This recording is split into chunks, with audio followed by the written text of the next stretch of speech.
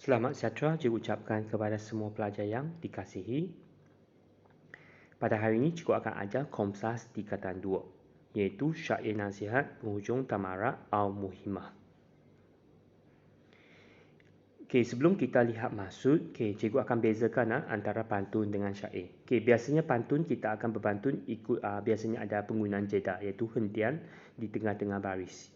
Bagi syair, biasanya syair ini kita biasanya akan dengar orang itu seakan-akan sedang berlagu. Jadi itulah beza antara pantun dengan syair. Sekarang kita akan, sebelum kita lihat maksudnya, video rakaman ini hanya fokus maksud saja. Sebab syair ini ada 18 rangkap. Jadi kita akan lihat maksud rangkap demi rangkap, dari rangkap 1 hingga ke rangkap 18. Dan yang jadual ini kalau kita perhatikan, yang sebelah kiri itu merupakan teks bagi Syair Nasihat Penghujung Tamarat Al-Muhimmah, dan yang sebelah kanan pula ialah maksud syair. Jadi kita akan lihat maksud syair sahaja. Rangkap pertama. Maksud bagi syair rangkap pertama, penyair telah tamat mengarang kitab supaya dapat dijadikan syair nasihat penghujung Tamarat Al-Muhimmah. Jadi itu bagi rangkap yang pertama. Maksud rangkap yang kedua pula ialah ayah berharap agar anaknya akan menjaga tingkah laku dan menjadi insan yang berakhlak mulia. Biasanya sini nasihat yang diberikan ni, biasanya kita akan kita berharap orang yang kita ambil berat itu dapat mengubahkan ataupun dapat membetulkan kesalahan, ataupun mengubah tingkah lakunya daripada yang negatif kepada yang baik, iaitu sama seperti yang dalam rangkap 2, iaitu jadi seorang insan yang berakhlak mulia. Masuk rangkap 3 pula. Ayah menasihati anaknya agar tidak bersikap malas. Iaitu sikap malas ini perlu dielakkan. Sebaliknya kita perlulah bersikap rajin, iaitu kita dapat lihat terus dalam rangkap yang keempat. Rangkap yang keempat, menurut ayahnya lagi, jika anaknya itu menjadi raja, dia hendaklah bertindak dengan betul dan rajin bekerja. Jadi tak boleh malas lah. Jadi sini memang situasi yang nasihat ayah ini ialah anak ini akan jadi seorang yang rajin. Masuk rangkap 5. Ayah menasihati anaknya supaya rajin berbuat kebajikan. Satu lagi yang perlu rajin kita buat ialah kita perlu rajin buat kerja kebajikan. Kita perlu tolong orang yang memerlukan pertolongan.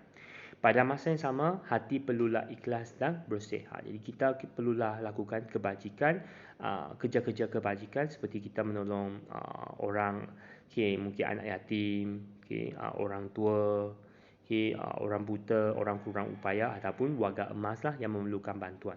Dan kita perlu tolong mereka dengan hati yang ikhlas dan bersih. Masuk bagi rangkap 6. Ayah menasihati anaknya supaya tidak malas untuk sini malas ini apa yang tak boleh buat ialah malas untuk menuntut ilmu. Ilmu yang dituntut itu mestilah ilmu yang betul seperti yang diperintahkan oleh Tuhan. Jadi sini kita mestilah belajar ilmu yang betul, bukannya ilmu yang mengajar kita melakukan kejahatan. Kita mestilah belajar ilmu yang betul, iaitu membawa kita ke arah kebaikan. Sekarang kita akan lihat lagi maksud rangkap 7. Maksud rangkap 7 ialah ayah menasihati anaknya agar rajin mengaji. Mengaji sini ialah mengaji kitab suci seperti Al-Quran. Dan hal ini perlu diberi keutamaan daripada hal yang lain. Hukum syarat pula tidak boleh dilanggar kerana akan menyebabkannya mendapat malu. Jadi kita mesti ikut hukum agama. Jadi kita jangan melanggar hukum agama yang telah ditetapkan. Rangkap 8 pula. Rangkap 8, sebarang tindakan perlu didasarkan kepada ilmu pengetahuan agar membawa kebaikan. Ayah juga menasihati anaknya agar berhati-hati dalam melakukan setiap perkara agar tidak terjerumus dalam perkara yang membawa kemudaratan. Jadi sini jadi kita kena berhati-hatilah dalam melakukan perkara supaya kita tidak terjebak dalam perkara yang tak baik, yang negatif. Rangkap 9. Ilmu itu banyak manfaatnya kerana dengan ilmu, perkara yang benar dengan perkara yang tidak benar dapat dibezakan. Jadi itulah kepentingan ilmu. Okay, dengan adanya ilmu, pemimpin dapat mengetahui sama ada rakyat benar atau salah dan dapat menjatuhkan hukuman yang adil kepada mereka. Jadi pemimpin ni mesti lengkap dengan ilmu lah. Okay, jadi barulah dia dapat menjatuhkan hukuman dengan adil. Okay, masuk bagi rangkap 10 pula. Selanjutnya, jika ilmu pengetahuan itu dianggap remeh ataupun dianggap mudah, hal ini tentu akan membawa masalah kepada anaknya jika menjadi pemerintah. Jika ada rakyat yang datang untuk menyatakan masalah, anaknya tidak akan dapat menyelesaikan masalah tersebut kerana tiadanya ilmu pengetahuan. Jadi kalau orang bertanya, kita tak tahu, memang kita akan malulah. Okay, jadi itu maksud yang cuba disampaikan dalam rangkap 10. Okay, rangkap 11 pula.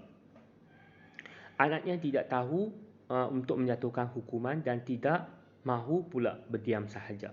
Anak itu cuma mampu berpeluk tubuh dan menyebut nama Tuhan. Jadi sini ini situasilah. Kalau seseorang itu tidak mungkin dia tidak tahu apa-apa nak dia mati kutu, mungkin dia tak tahu apa yang nak dilakukan. Inilah situasi. Mungkin dia hanya boleh diam dan dia hanya boleh berpeluk tubuh saja. Dia tak dapat buat apa-apa sebab dia tak tahu apa yang perlu dilakukan.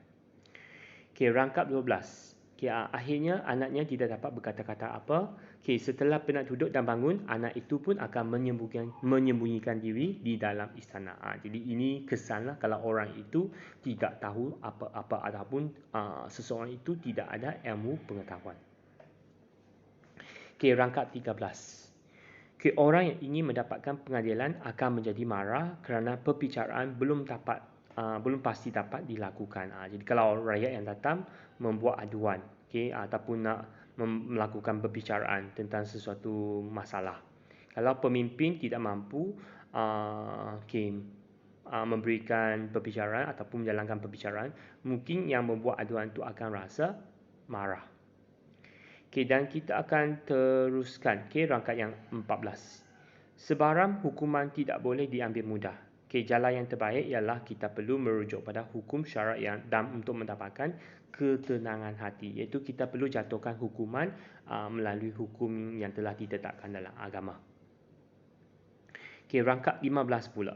Jika perbicaraan tidak dijalankan mengikut hukum, maka pemimpin pasti akan dikeji oleh rakyat. Jadi mungkin perbuatan pemimpin yang menjatuhkan hukuman sesuka hati ataupun sewenang-wenangnya, mungkin perbuatan pemimpin itu akan dikutuk ataupun dikeji oleh rakyat. Kita teruskan masuk rangkap 16. Jika perbicaraan tidak dijalankan mengikut hukum Tuhan, maka kejian dan pujian rakyat bawahan tidak perlulah dihiraukan oleh mereka. Jadi sini kalau mereka tak buat yang perkara yang ikut hukum agama, memang saya rasa banyak perkara lah. Saya rasa memang yang kalau dia tak jalankan ikut hukum agama, memang saya rasa yang biasanya perkara yang tak baik lah, iaitu orang akan mengutuk ataupun mengeji lah pemimpin mereka. Rangkap 17. Jadi inilah dua rangkap yang terakhir. Masuk bagi rangkap 17, ayah berpesan lagi, jika anaknya menjadi menteri, dia digalakkan untuk bertamping dengan orang yang berilmu supaya dapat memudahkan segala kerjanya. Biasanya kalau kita bersama dengan orang yang berilmu, mungkin mereka dapat membantu kita dalam pelbagai perkara. Jadi itulah mungkin dapat memudahkan segala urusan. Lagi-lagi kalau kita merupakan seorang pemimpin, kita perlukan orang yang mungkin dapat membantu kita dalam menguruskan perkara-perkara termasuk dalam pengurusan ataupun pentadbiran negara. Dan rangkap 18 pula, rangkap yang terakhir. Ketua haruslah memerhatikan tingkah laku pegawai bawahannya supaya penyelewengan tidak berlaku. Jadi sini satu lagi iaitu ketua ni perlu memerhatikan orang bahawan ataupun anak buahnya supaya mereka boleh jalankan tugas mereka dengan amanah dan segala penyelewengan kuasa ataupun penyelewengan dari segi kewangan semua tak berlaku lah. Jadi itu ialah maksud yang cuba disampaikan dalam syair nasihat penghujung Thammarat Al-Muhimah. Jadi cikgu berharap anda boleh fahamlah tentang maksud yang cuba disampaikan dalam syair ini. Jadi sekian saja video rakaman bagi maksud. Jadi itu saja. Sekian, terima kasih.